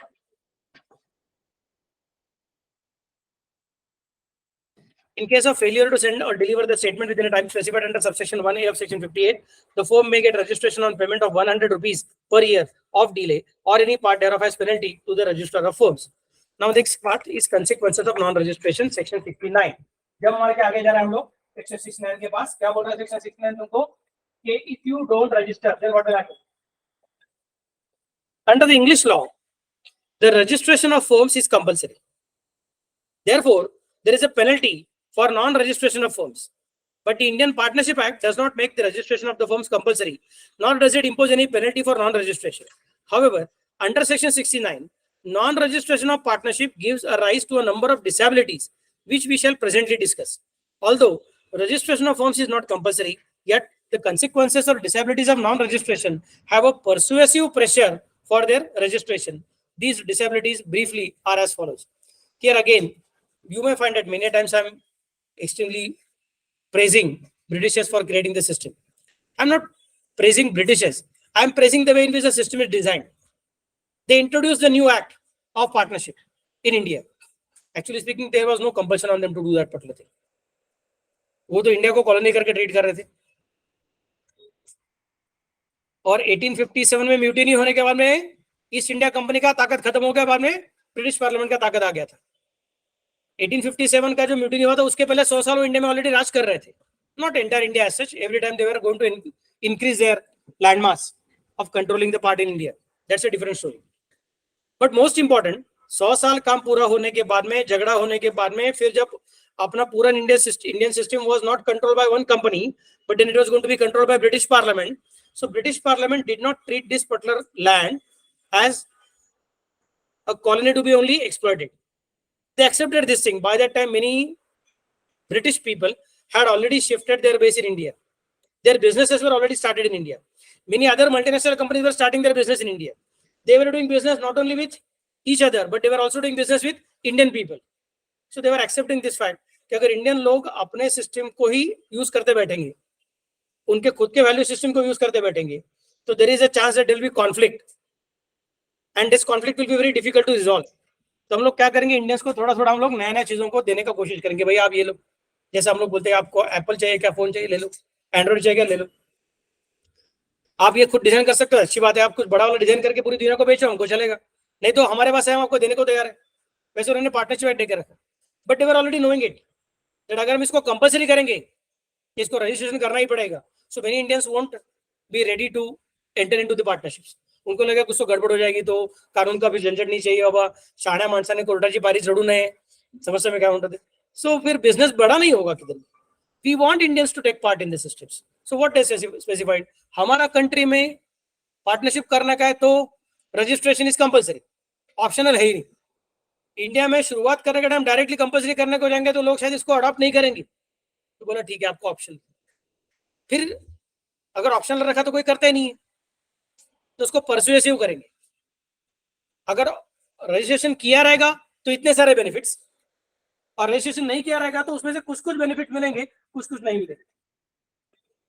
जैसे कि आपको क्या बोलते हैं, अलग अलग एस्पेक्ट का सब्सक्रिप्शन मॉडल रहता है सॉफ्टवेयर का वगैरह करके, तो आपने पूरा फुल पैकेज ले लिया तो इंटरनेट के आपको इतने सारे बेनिफिट मिलेंगे, और अगर आपने पार्शियल पैकेज किया, छोटा पैकेज किया इंटरनेट के, आपको कुछ कुछ बेनिफिट्स नहीं मिलेंगे। Same logic is done here. So ultimately you are induced to take the full package. Ultimately, everybody is induced or persuaded that please go for registration. Otherwise, there are going to be disabilities. So they could have told directly कि partnership हम चालू करने का है तो compulsory क्या करो, registration करवा लो, वरना पार्टनरशिप हम चालू करने को मिलने वाला नहीं है। This framework is not available to you, ऐसा बोल सकते थे। It was possible for them to do that partnership, but Indians क्या बोलते थे, फिर जाना दो, हमारे एचएफ को ही फॉलो करेंगे। कह रहे समझ में क्या बोल रहा हूँ, कौन करेगा एचएफ में, हमारे एचएफ तो वैसे भी चालू हो जाता है। It is not bye operation of law, it is by status. तो फिर हमको जो चाहिए है कि इंडियंस में से जो बेस्ट लोग हैं, they should come together, they should try to work together, they should have the capacity of working beyond their families.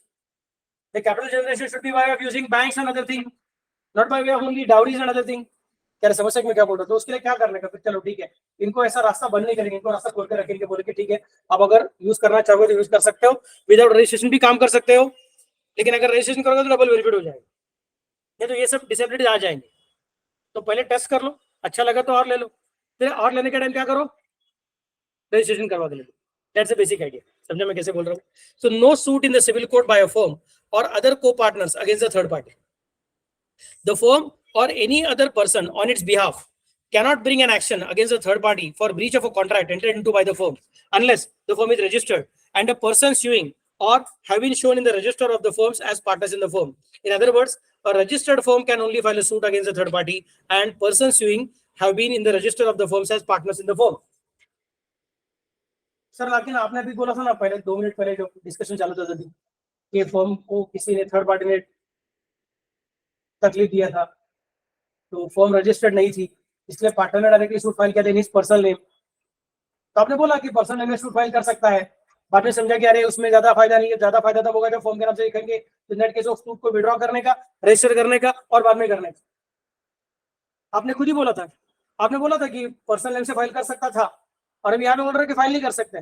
नहीं, मैंने तभी जो बोला था वही अभी भी बोल रहा हूँ, पर्सनल नेम से फाइल कर सकते हो, but if you want to file under firm name then you can't do that. समझा मैं कैसे बोल रहा हूँ, वर्डिंग कैसे उन्होंने बोल के रखा है, the firm or any other person on its behalf can not bring an action against the third party for the breach of contract entered into by the firm unless the firm is registered and the person suing or are or have been shown in the register of the firm as partners of the firm.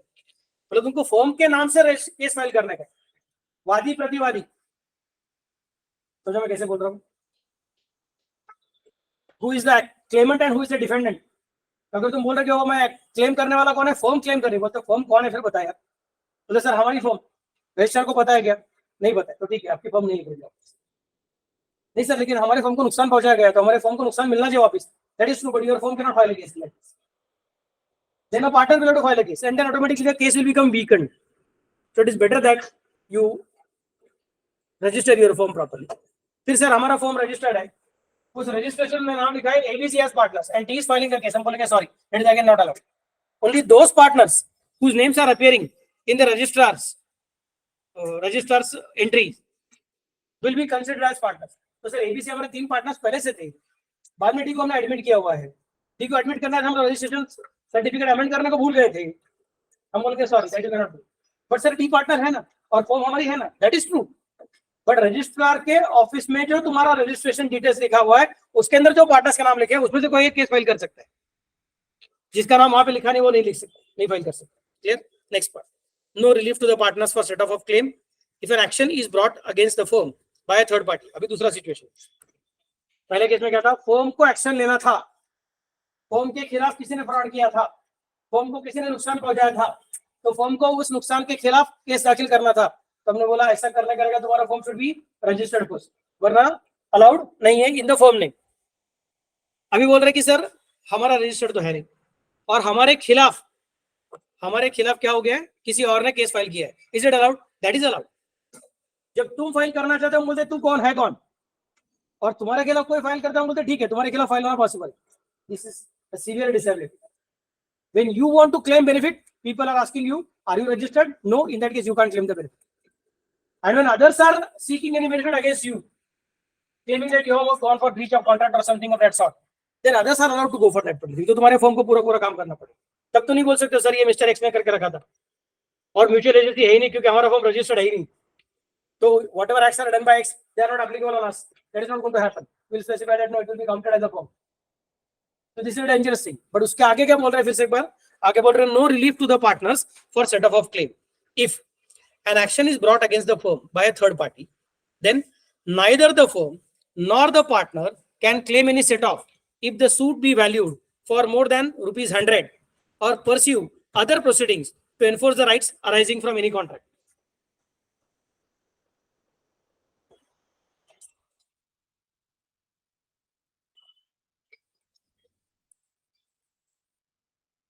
The word set off actually tells you that there are two different contracts which are of exactly opposite nature. Then only you can go for set off. मैंने तुमको कुछ देना है और तुमने मुझको कुछ देना ही नहीं है तो सेट ऑफ हो ही नहीं सकता. तुमने मुझको कुछ देना है और मैंने तुमको कुछ देना ही नहीं है तो there can not be set off. मैंने भी तुमको कुछ तो देना है और तुमने भी मुझको कुछ तो देना है. तो same party is debtor creditor. ये तुम्हारा 11वीं 12वीं का शायद फाइनल अकाउंट का एक एडजस्टमेंट रह सकता है. मुझे पता नहीं एडजस्टमेंट था कि नहीं था. तो ये same party is your debtor and same party is your creditor. तुम जिसके पास से कुछ परचेस करते हो उसी को तुम कुछ बेचते भी हो. क्या समझ सकते हो कैसे बोल रहा हूँ? अरे कुछ तो बोलो. So Sani dairy is selling milk to Chitre dairy. समझ सकते कैसे बोल रहा हूँ? अरे कुछ तो बोलो. So in that case for them Chitra Dairy becomes debtor and then they are purchasing maybe Khawa, Mawa etc. from Chitra Dairy. So then for them Chitra Dairy again becomes supplier मतलब creditor. So same party is debtor, same party is creditor. तो मैंने तुमको 1 लाख रुपए का goods बेचा और तुमने मुझे 50,000 रुपए का गुड्स बेचा. तभी क्या करना चाहिए? मैं तुमको 50,000 देना चाहिए और तुमने मुझको 1 लाख देना चाहिए. हम क्या बोलेंगे? जाने दो ना, सेट ऑफ कर दो, नेट ट्रांजैक्शन को सेटल कर देंगे. क्या समझ सकते हो कैसे बोल रहा हूँ? तो सेट ऑफ के लिए जरूरी क्या है? Both the parties are in exactly opposite relationship with each other at the same time. क्या समझ सकते हो कैसे बोल रहा हूँ? तो ऐसे वक्त में क्या हो गया कि तुम्हारे फर्म के खिलाफ कुछ तो क्लेम है और तुमको भी उनके खिलाफ कुछ क्लेम है. तो सामने वाले पार्टी ने तुम्हारे खिलाफ केस चालू कर दिया कि हमको इस फर्म ने फंसाया है. समझ सकते हो कैसे बोल रहा हूँ? तुम बोलते हो ठीक है फंसा है, चलो कोर्ट में जाएंगे. वो कितने का क्लेम कर रहा है? 1 लाख रुपए का क्लेम कर रहा है. हम बोलेंगे 1 लाख रुपए का क्लेम कैसे कर सकता है? हमने भी तो तुझे कुछ बेचे हुए, हमको तेरे पास 70,000 आने का बाकी है. तो भैया 70,000 को एडजस्ट कर लो, बाकी के 30,000 का क्लेम रखो. क्या समझ सकते हो कैसे बोल रहा हूँ? Can you visualise what is happening? So there was a transaction where the firm was a debtor of rupees 1 lakh and the third party was a creditor of debtor of rupees 70,000. So if everything would have been going smoothly, then probably the firm and the third party would have settled the transaction at rupees 30,000. Firm paying 30,000 straight away to the third party. क्या समझ सकते हो कैसे बोल रहा हूँ? क्योंकि उसके पास से 70,000 आने का बाकी है और उसको हमने 1 लाख देने का बाकी है तो हम उसको 30,000 देंगे, काम खत्म कर देंगे. बट उसके बीच में झगड़ा हो गया. झगड़ा हो तो सामने वाला पार्टी कोर्ट में चला गया. कोर्ट में चला गया, उसने 1 लाख रुपए का क्लेम कर दिया.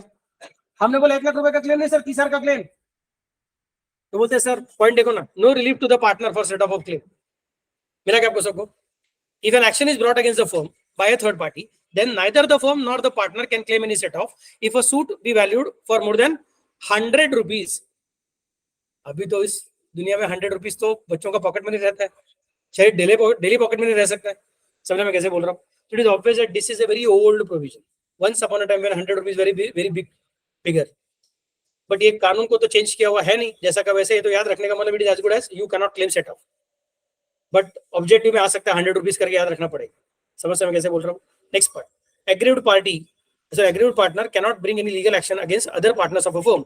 A partner of N unregistered firm or any other person on his behalf is precluded from bringing legal action against the firm or any person alleged to be or to have been a partner in the firm.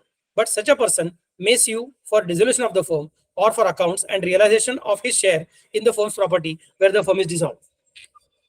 तो पहले तो third parties अपने खिलाफ case कर सकती है, हम third parties के खिलाफ केस नहीं कर सकते. हम सेट ऑफ का क्लेम कर सकते हैं क्या? Yes, if the total claim is below ₹100. मतलब it is almost not possible. अभी तीसरा disability, this is not with third parties but this is with among the partners. This is between the partners. KB for partner is dissatisfied with other partners, then he cannot file a case against other partner that the partner is causing fraud or some other things. समझ समझ कैसे बोल रहा हूँ? बोलेंगे यार तेरा mutual agency है कि नहीं, हमको मालूम ही नहीं है, तुम लोगों का पार्टनरशिप फॉर्म है कि हमको पता ही नहीं, क्योंकि तूने रजिस्टर किया हुआ नहीं है, तो आप कैसे हमारे पास आके बोल सकते हो किस तरह से मुझे फंसा है और ये पार्टनर है? तो sorry, that is not allowed. हाँ, लेकिन एक चीज है कि अगर suppose a particular partner is asking for a dissolution, asking for accounts at the time of dissolution, or is asking for accounts and the firm is not allowing it, that's why he is seeking dissolution. Accounts मांग रहा हूं, बाकी के partners देते नहीं है, इसके लिए मैं डिसॉल्व करूं ऐसा करके एप्लीकेशन कर रहा हूं. I am not asking for the other partner to not to be fraudulent. I am saying हमने जो भी कुछ चालू किया था वो हमको डिसॉल्व करना है, बस बाकी कुछ.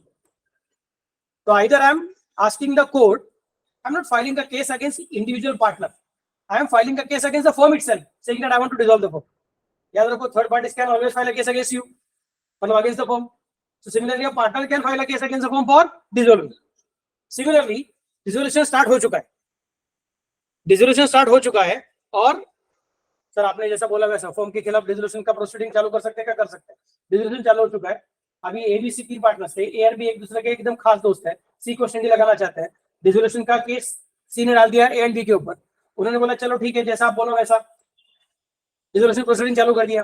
लेकिन अभी क्या करता है, एसेट्स को बेचना चालू करता है, पैसा आता है, ए एंड बी अपने पास पैसा रखते हैं. सी बोलता है अरे यार कितना पैसा है मुझे बताओ, बोलेगा नहीं बताएंगे. अब तो कोर्ट में जा भी नहीं सकता है, क्योंकि कोर्ट में किसके लिए रहता है? For the purpose of dissolution. Now dissolution already started, you can go to the court of law. क्या समझ सकते क्या बोल रहे हो? तो बोलते नहीं, इसके लिए फिर से कोर्ट में जा सकता है for asking for accounts at the time of dissolution. कौन जा सकता है? Partner can go as well as people who are the agents of partner, मतलब वो जो लीगल रिप्रेजेंटेटिव्स रहेंगे. समझ कैसे बोल रहा हूँ? डेथ ऑफ वो पार्टनर के बाद में उनको भी ये दो अलग हक रह सकता है कि वो आप आगे पार्टनर्स को बोल के फर्म को डिसॉल्व करवा के लेने का, नहीं तो डिसॉल्व किए हुए फर्म के बुक्स ऑफ अकाउंट्स, उसका स्टेटमेंट ऑफ अकाउंट्स डिटेल्स मंगवाने का. तो समझने में कैसे बोल रहा हूँ? इसके लिए केस लड़ना पॉसिबल है. And next part, third party can sue the firm. In case of an unregistered firm, an action can be brought against the firm by a third party. Exceptions क्या, घर से पढ़ के ले लो, कल मैं डिस्कस करता हूँ.